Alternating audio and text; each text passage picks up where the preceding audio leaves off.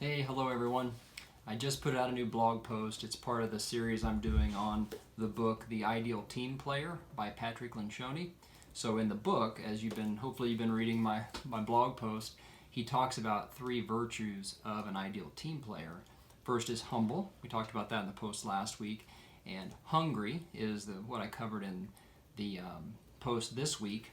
And then smart, people smart, is what we'll cover in the post next week. But as I wrote that article, I couldn't help but thinking, I'm sort of here between Mother's Day and between Father's Day. I guess there isn't a Brother's Day. I don't know. Card companies haven't maybe invented that one yet. But when I thought about the virtue of hungry, I couldn't think of anyone that really lived that out better than my own family. So just a quick story I wanted to share, and I didn't have time to get it or the space to get it into the blog post. But so my family, I'm from a small town about 70 miles southeast of Wichita in Kansas here, a very small town, about 1,000 people or so.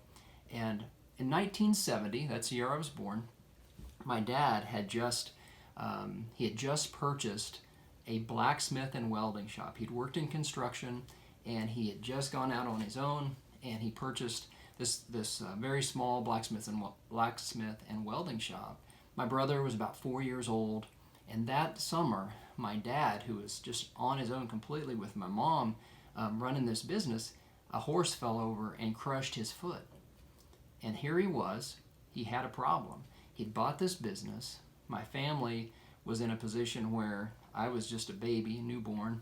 My brother was 4, and my dad was there with my mom trying to figure out what to do. And they decided to just go for it. And I wasn't around. I've only heard the stories.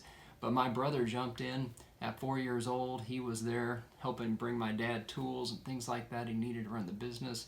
My dad in a cast was doing the work. So, he had a choice there that he could have quit. He could have gone back maybe to the construction work that he was doing before. But over the years, boy, it's been 50 years almost now. That business is still going well. My brother's a part of it, and my mom and dad work together, and then my brother's family, they get involved too.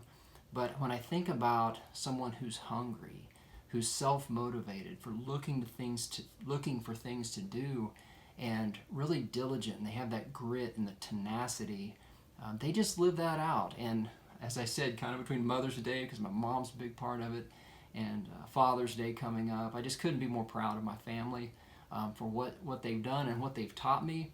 So just want to share that quick story about what in my life, how I've seen hungry, that virtue in the ideal team player, that virtue of hungry, how I've seen that lived out, and how it's helped me in my personal life from even when I was an infant and that experience they went through all the way to today. So Mom and Dad and Gary, thank you for modeling, for being hungry, and helping me to be a better teammate simply by doing what you do.